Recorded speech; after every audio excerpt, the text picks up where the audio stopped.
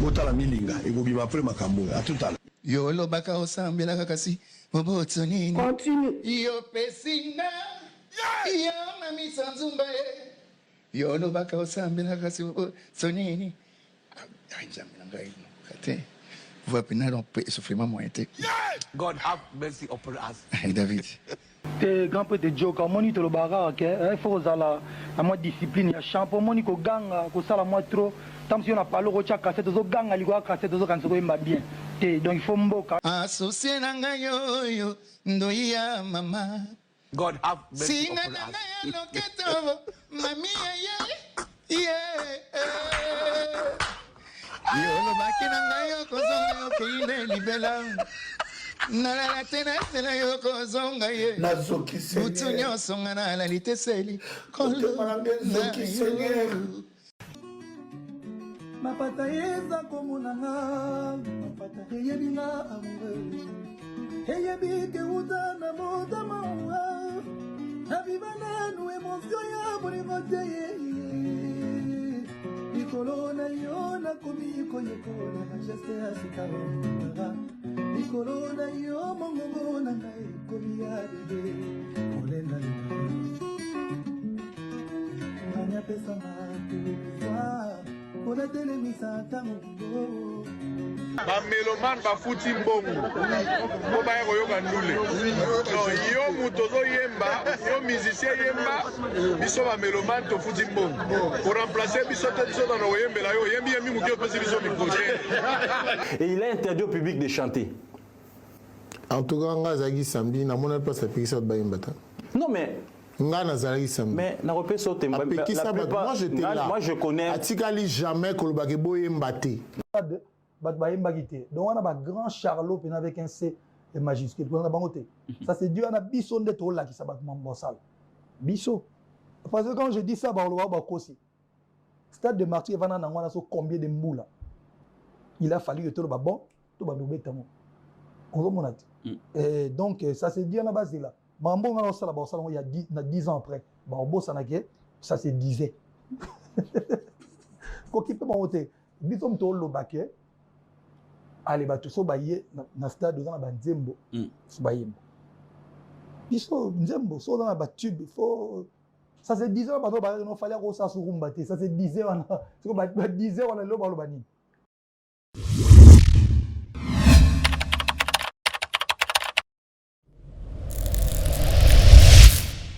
Salut les chers internautes, bienvenue encore dans une nouvelle émission face aux caméras avec les réalisateurs de l'avenir Abbé Mitterrand, Bia François.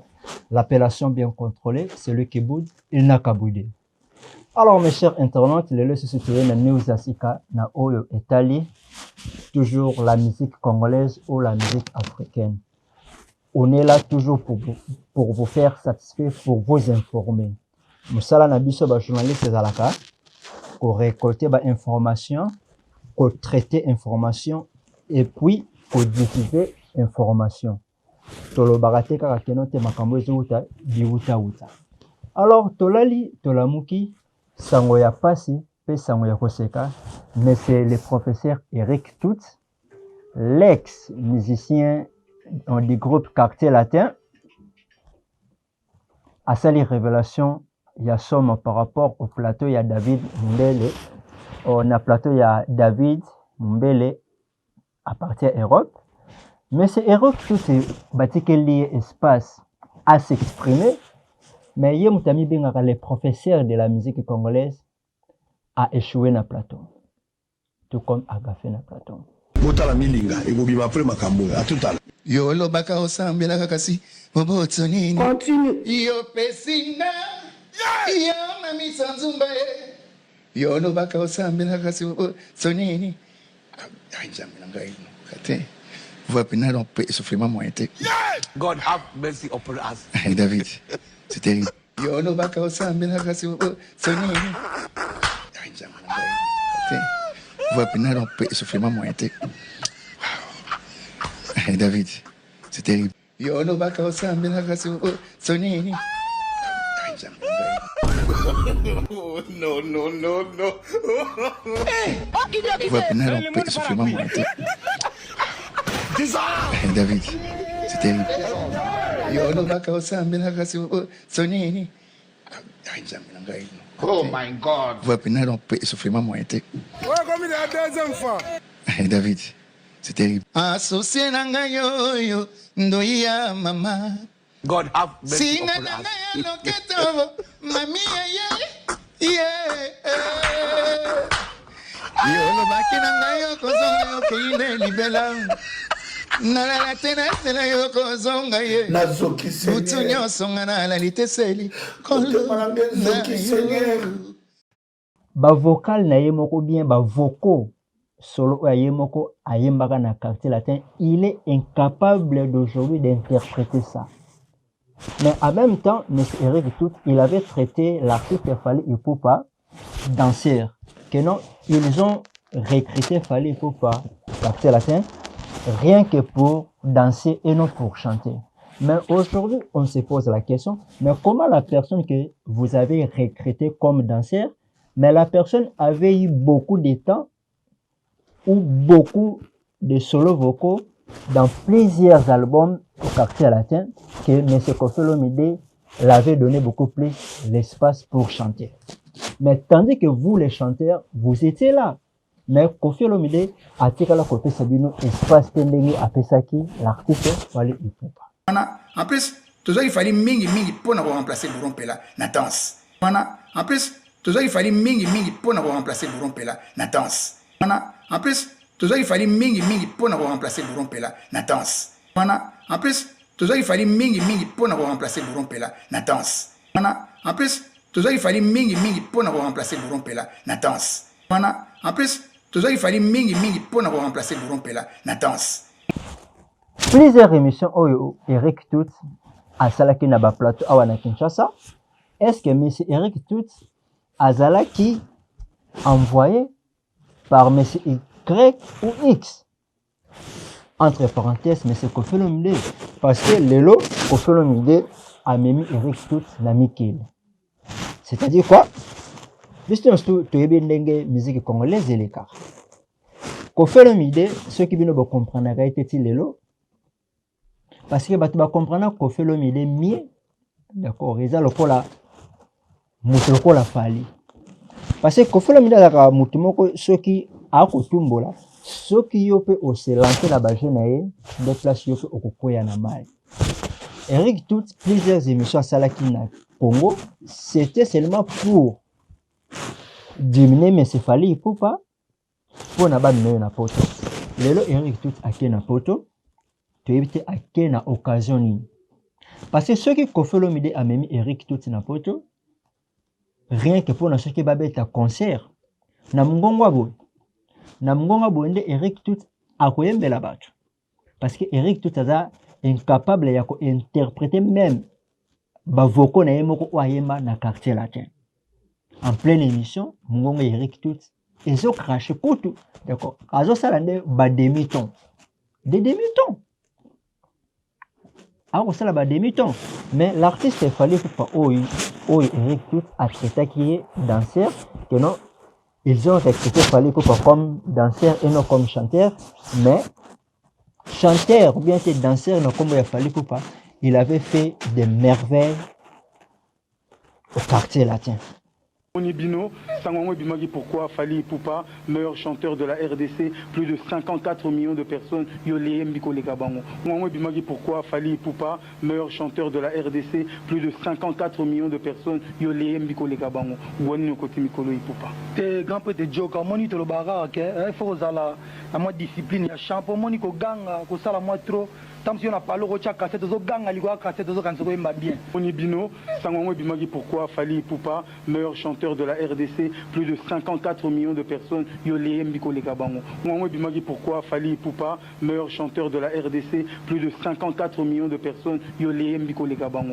Wani Koti Mikolo Ipupa. T'es grand peu de joke, moni te le barra, ok? Il faut que la moi discipline, il y a champion, moni ko ganga, ko sala moi trop. Tant si on a parlé au cassette, aux ganga, les gars, cassette, aux quand c'est bien. Mais ce Koffi Olomide, il avait plusieurs musiciens, Baburo, Bazalaki, Eric Tout, Rolo, Bapetaka, Basami Tutu, Bamisien Bele, Babarambwa. Mais comment Muto Obino Bakitaka comme danseur a comme qui connaît Mamakas. C'est ça qui prouve que non. Vous avez un niveau qui est mamabé envers Nicolas Fali parce que Lelo Fali Poupa, il a réussi dans sa carrière. Parce que le mal est que non Fali Poupa a réussi dans sa carrière. C'est pour ça que vous allez remarquer Basango, Israël Mutombo, Bakoma Koya, Kolukaba diminué Fali. Parce que Israël Mutombo, il avait fait plusieurs émissions avec d'autres artistes. Ceux qui botali, question Israël Mutombo, avec d'autres artistes bien invités, Alukaba toujours à Mekakoki, ça fallait, mais Simbakati. Avant de faire la bêta, concerné en Europe, au moment où Israël Mutombo a quitté en Europe, alors non, biso, tu viens de sa République, bloqué visa na yo osandenji babloqué mongongo affaire te atende eza kobloqué mongongo faire aza na avantage ya koyemba ye moko ata bato baza te bato bakoyoka ye donc osora toyoka ndenge kozala te nga jaki nde na boyi yemba biso toa bameloma biso toza bameloma biso toza bamelomane tofuti mbongo bamelomane bafuti mbongo po baya koyoka ndule yo moto ozoyemba yo musicien yemba biso bamelomane tofuti mbongo koremplace biso te biso tana koyembela yo oyembi yembi moki opesi biso mikro te biso toye koyoka mamestera kozala te. Mais, biso toyebi na kala, Rochero taboulé. Quand Rochero taboulé, il faisait ses productions na ba concert au monde public et zoyemba banzembo ya taboulé. Même avec Franco aussi, quand Franco chantait, le public aussi chantait. Quand King Kester est mené à chanter au Zénith, à l'Olympia, le public aussi chantait. Quand Michael Jackson aussi chantait, le public aussi chantait. Cela veut dire quoi? Il y a un monde là qui s'est battu que non, que public et consommateur. Public, la musique, c'est-à-dire, vous avez des tubes, vous avez la tube. Mais lorsque public, est incapable de koyemba banze mono, c'est-à-dire, œuvre na yo, oyo osalaka, public et consommateur. Parce que, souvenez-vous, il faut faire des chansons anthologiques. C'est-à-dire quoi? Banzem oyo ekotika.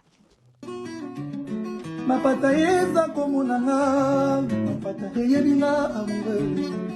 Heyebi ke uta na moda mawa, na vivana nu émotion ya bonivote ye. Nikolo na yo na komi koyekola na geste asika. Corona yo mongo na ngai komi ya bebe kolenda lina anya pesa makuwa ona telemisa tango tala milinga ekobima après makambo atutala yo lobaka osambela kakasi boboto nini continue yo pesinga yo mamisa nzumba yo lobaka osambela kakasi boboto nini ainjamela ngai kate. God have mercy upon us. David, c'est terrible.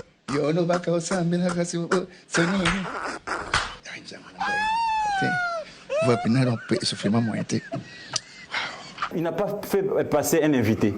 C'était Ferregola et la musique congolaise face de son public. Et il a interdit au public de chanter. En tout cas, Ngazagi Sambi, n'a pas passé ça de Bayimbata. Non mais moi je connais. Atikali jamais Kolobake Boyembate. Atikali jamais. Je connais un musicien. Moi j'étais là. Moi je connais un musicien congolais. Et toi tu connais, moi j'étais là. Je vais répondre. Comment maintenant un musicien interdit comment on les appelle? Aux mélomanes de chanter. C'est quand les mélomanes se mettent à chanter que lui n'arrête pas. Mais quand un musicien met les micros comme ça, lui, il arrête de chanter, il met les musiciens. C'est-à-dire que lui-même, il arrête de chanter, il laisse chanter les musiciens. Alors que nous, si nous voulons ressusciter la rumba, les mélomanes ont payé de l'argent pour venir. L'opinion nationale ou internationale, je ne sais pas comment on peut les appeler, ils sont venus écouter est-ce que la rumba sera réellement ressuscitée. Nous avons eu un prophète. Donc, on a un grand Charlot avec un C majuscule. Ça, c'est Dieu, on a bison de tola qui s'abat mon bossal. Biso. Parce que quand je dis ça, Stade de Martyrs, combien de moules il a fallu que tout le bon, tout le monde. Et donc, ça se dit à la base là. Il y a 10 ans après. Ça se disait. Quand il peut monter, bisom to lo baké. Allez, tout ça, na stade dans la Nzembo. Biso, Nzembo, so dans la tube, il faut. Ça se disait, il fallait que ça se rumbatte. Ça se disait, on a 10 heures, on a l'obani. Tu as meillé des barreaux à Nzembo. Oui, que bazangi mambolo baté, bazolo basuka mara mususu. Jusqu'au landa batabongo. Il faut il a quelque chose y a un concert. Soko y a un concert nanga banzembo liboso. Vraiment tozo yemba. Oui. Il faut que ça batunyo surtout. Mais so dans ba tube banzembo à un moment donné komara. Il faut stade yemba. Atwa yemba ou concert et puis atwa yemba. Elle aura concert musupo ko ya. Batwa ko ya te babinara mbala moko. Exactement. Donc c'est là tout ça spectacle un peu borobina. Batu so ba ye au kata bango te ozonga. Donc voilà. Coach micro na public et l'inko le batte que non l'artiste est faible. Non. Coach micro na public et l'inko le baka que non. Otala si réellement le public te consomme. Tala le lo ba fabrica c'est bangwana. Ba fabrica c'est ba komi ko oser coach micro na public. Ba héritier même. L'inko le baka non. Héritier public yo kaka. Public et kanaka banzembo ya héritier. Beaucoup de polémiques dans le salle avec nous. Ok, ceux qui chantent à ce micro dans le public, à faux chanteur, non. Au micro dans le public, ça fait du bien à l'artiste et même au public aussi. Il y a même toujours la communion et à artiste dans le public. Et non, artiste à ça, la cabablo, que j'ai une adversité, public peut consommer, bien que l'artiste ou à ça, et l'artiste a fait ça le meilleur de lui. Eric tout, Oxy Sosoni. Bino, Sangwangwe Bimagi, pourquoi Fali Poupa, meilleur chanteur de la RDC, plus de 54 millions de personnes, Yolé Mbiko Lekabango. Sangwangwe Bimagi, pourquoi Fali Poupa, meilleur chanteur de la RDC, plus de 54 millions de personnes, Yolé Mbiko Lekabango. Wani Nokoti Mikolo Poupa. T'es grand peu de joke, moni to le baga, il faut à moi discipline, il y a champion, moni ko ganga, ko sala moi trop. Tant si on a parlé de cassette, de gang, à cassette, de quand bien. Onibino, Sangwangwe Bimagi, pourquoi Fali Poupa, meilleur chanteur de la RDC, plus de 54 millions de personnes, Yolé Mbiko Lekabango. Sangwangwe Bimagi, pourquoi Fali Poupa, meilleur chanteur de la RDC, plus de 54 millions de personnes, Yolé Mbiko Lekabango. Wani Nokoti Mikolo Poupa. T'es grand peu de joke, moni to le baga, il faut à moi discipline, il y a champion, moni ko gang, ko sala moi trop. Tant si on a parlé de cassette, de gang, à cassette, de quand bien. Alors, mes chers internautes, tout ce kaka, koloka, kokoi sabat olo, bazoma. Parce que musique n'a pas depuis kala, ba King Kester, ba Papa Wemba, ba Taboulay, ba bandaki kolela que non, notre musique est en ghetto. Même aussi, Fali Poupa, il n'y a pas bandaki kolela pe, notre musique est en ghetto. Mais aujourd'hui, l'artiste Fali Poupa a fait l'effort, il y a la musique n'a pas en ghetto, comme ça au niveau international. C'est que tu es en sincère. Merci beaucoup.